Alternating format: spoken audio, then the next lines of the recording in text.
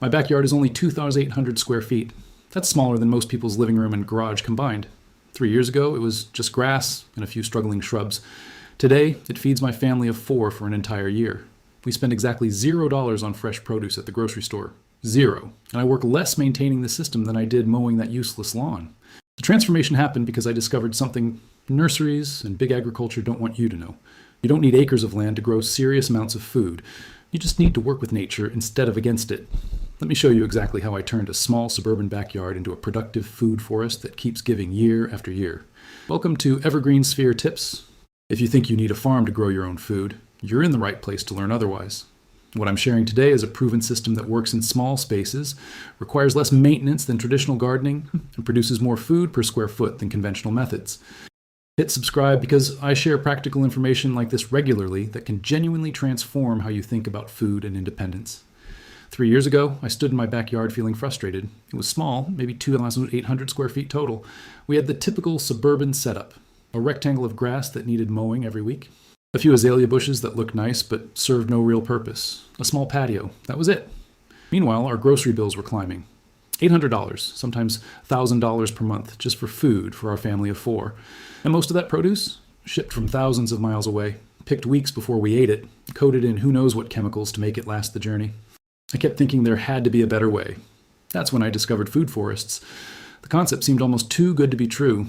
Layered plantings that mimic natural forests, but with edible species. Perennial systems that produce year after year without replanting. Low maintenance once established. High yields from small spaces. The research backed it up. Scientific studies showed that well-designed food forests could produce 713 kilograms of food annually from just 0.08 hectares. That's about 570 pounds from less than a fifth of an acre. Other projects documented even higher yields. 1/4 acre system producing 15,000 pounds per year. Path to Freedom in California growing 6,000 pounds on 1/10 of an acre. These weren't theoretical numbers. These were real gardens, real harvests, documented results. But my backyard was small. Could this really work in such limited space? I decided to find out. The worst that could happen? I'd waste a few $100s and have to start over. The best that could happen? My family could eat fresh, organic food grown 20 feet from our back door. For free. Forever. That seemed worth the risk. So I started learning everything I could about how food forests actually work. And the first lesson changed everything. Natural forests have 7 distinct layers. Each layer produces food at different times, uses different resources, and supports the layers around it. This is why forests are so productive and resilient. They're not competing, they're cooperating. The canopy layer sits at the top. Tall trees producing nuts and fruits, walnuts, pecans, apples, pears. These take years to mature, but produce for decades once established. Below that, the low tree layer.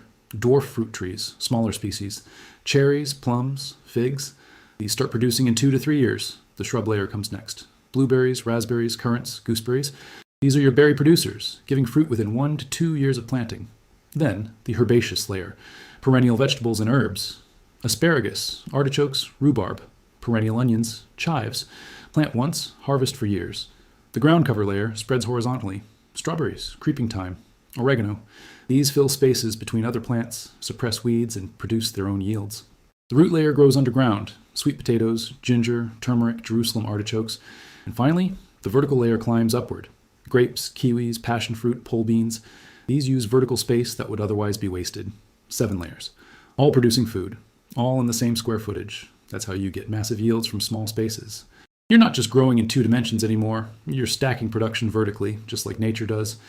But understanding the concept and actually implementing it are 2 different things. I had to translate this theory into my specific small backyard. So here's exactly what I did in year 1. First, I killed the grass. Not with chemicals, with cardboard and mulch. I laid down thick cardboard over the entire lawn area, overlapping the edges. Then I covered it with 6 inches of wood chip mulch. This smothered the grass completely while building soil as it decomposed. Cost? About $150 for mulch delivery. Time? 1 weekend. Next, I planted my tree layer. This was the most important decision because trees are the backbone of the system. I chose dwarf varieties to fit my small space. A semi-dwarf apple, a dwarf cherry, a fig that could be kept pruned to size. I planted these first because they take the longest to produce. Getting them in the ground immediately started the clock on future harvests. But here's the smart part that most people miss. While those trees were young and small, they cast almost no shade. That meant I had full sun all around them for the first few years. So I didn't wait for the trees to mature before growing food. I planted annual vegetables in all that open space: tomatoes, peppers, squash, beans, lettuce. I grew them intensively that first year while the trees were establishing. The results? That first year, from my small backyard, I harvested over 400 pounds of vegetables. Not from the trees yet, those were still growing, but from the annual crops I planted around them. We had fresh tomatoes all summer, enough beans to freeze for winter, squash that lasted for months in storage. And I learned something important. You don't have to wait years for production from a food forest. You just have to design it intelligently, using the early years for quick-producing crops while your long-term perennials establish. Year 2 brought visible changes. The trees had grown significantly, roots spreading, branches expanding. I added the shrub layer, blueberry bushes in the shadier spots under the trees, raspberry canes along the fence line where they could spread without taking valuable central space. These started flowering that same year, though I pinched off most blooms to let the plants establish stronger root systems first. I also added perennial vegetables: asparagus crowns in a permanent bed, rhubarb in a corner that got morning sun, perennial onions and chives edging the paths. These would produce for 10, 15, 20 years or more with minimal care. One planting, decades of harvest. The ground cover layer went in next, strawberries around the bases of fruit trees. They'd produce berries while the trees were still maturing, then provide living mulch and weed suppression later, creeping time between stepping stones, releasing fragrance when walked on. The system was filling in, gaps closing. And I noticed something remarkable. I was spending less time on maintenance. The living mulch from ground covers meant less weeding. The diversity meant fewer pest problems. Pests that attack one plant species would move on when surrounded by different species they couldn't eat. Natural predators showed up. Birds nesting in the trees ate caterpillars. Beneficial insects patrolling for aphids. I wasn't spraying anything, wasn't fighting constant battles. The system was finding its own balance. By year 3, the transformation was dramatic. The apple tree produced its first small crop. 6 apples, not much, but symbolic. They were delicious.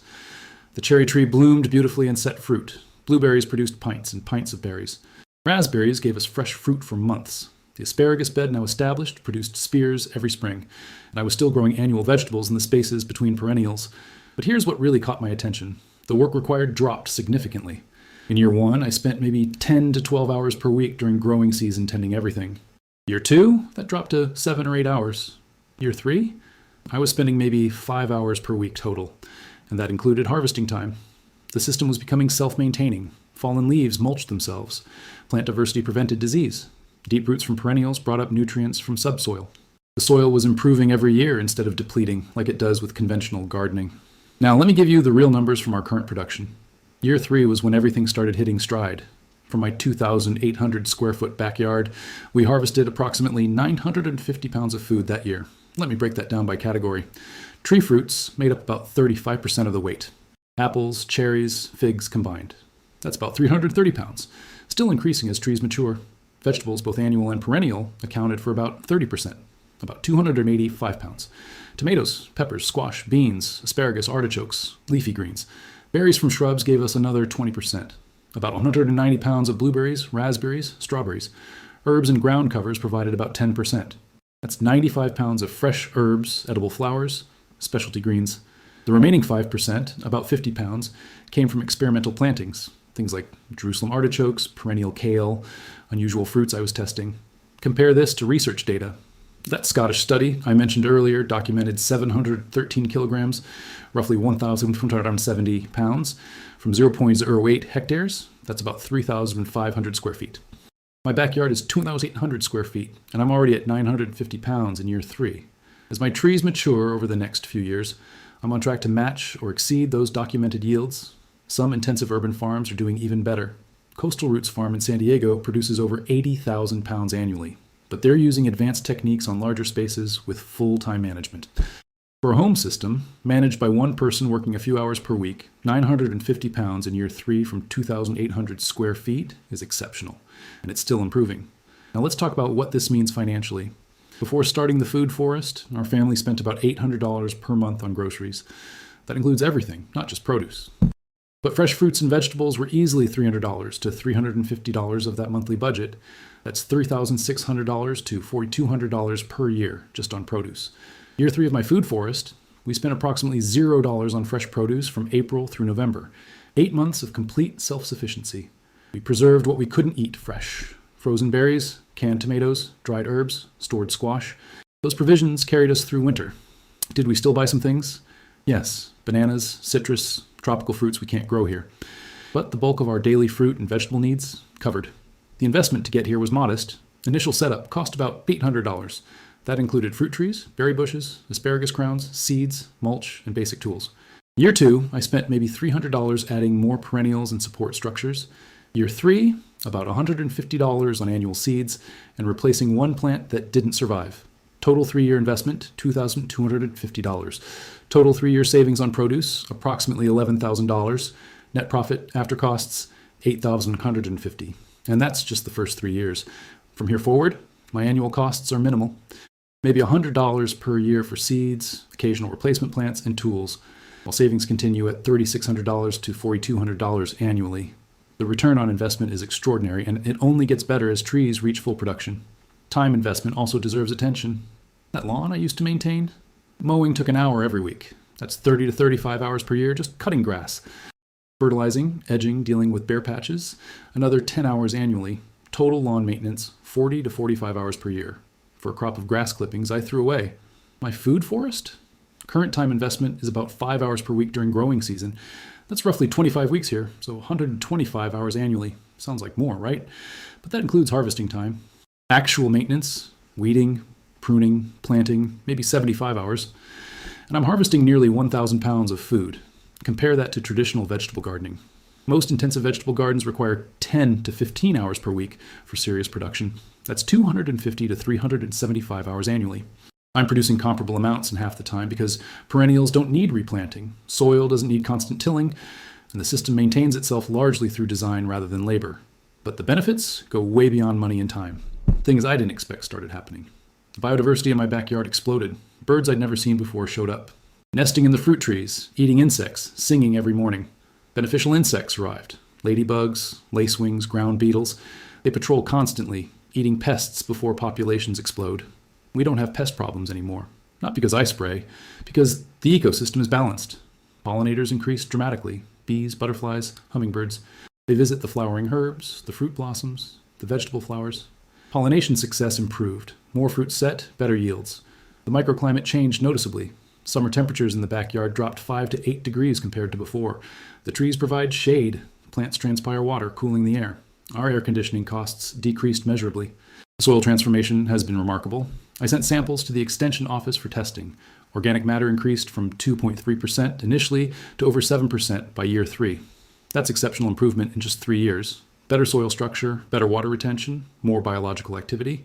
Earthworm populations went from barely visible to abundant. Every time I dig, I find dozens. They're processing organic matter, creating channels for air and water, fertilizing naturally. My family's relationship with food changed. My kids understand where vegetables come from now. They've picked tomatoes warm from the sun, eaten berries straight off bushes, helped harvest potatoes and discovered how they grow underground. That connection is priceless. We eat seasonally now. Spring means asparagus and early greens. Summer brings tomatoes, peppers, beans, berries. Fall gives us squash, root vegetables, late fruits. We're connected to natural rhythms in ways most modern people never experience. And honestly, the mental health benefits surprised me. Working in the food forest is therapeutic. It's not stressful labor. It's peaceful, meditative. I spend time there when I need to think, to decompress, to just be present. The act of tending growing things, harvesting food you planted, eating meals you grew yourself, there's deep satisfaction in that. Looking forward, the system continues evolving. Year 4 and 5, I'm adding chickens. A small coop will house 4 to 6 hens. They'll provide eggs, obviously. But more importantly, they'll integrate into the food forest system. Controlled grazing under fruit trees, eating fallen fruit and insects. Their manure will fertilize plants. They become workers in the system, not just products. I'm experimenting with mushrooms in shadier areas. Oyster mushrooms growing on logs under the fig tree. Shiitake on oak logs along the fence. These add another protein source and use space that's otherwise underproductive. A small aquaponics system is in planning. A 100-gallon tank with tilapia, feeding nutrients to a grow bed of leafy greens. This closes more loops, producing fish protein while growing vegetables using fish waste. Each addition increases resilience. The real magic happens in years 5 through 10. That's when tree crops hit stride. Apple trees can produce 100 to 200 pounds each at maturity. Cherry trees 50 to 100 pounds. Nut trees, if you have space, can produce hundreds of pounds annually. My dwarf trees won't hit those numbers, but they'll triple or quadruple current production. The asparagus bed will be fully mature, producing heavily for weeks each spring. Berry bushes expand, producing more each year.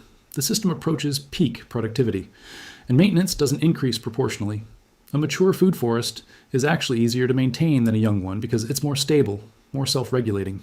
Studies suggest mature food forests can produce 3 to 5 times more per square foot than conventional agriculture, while requiring 50% less labor.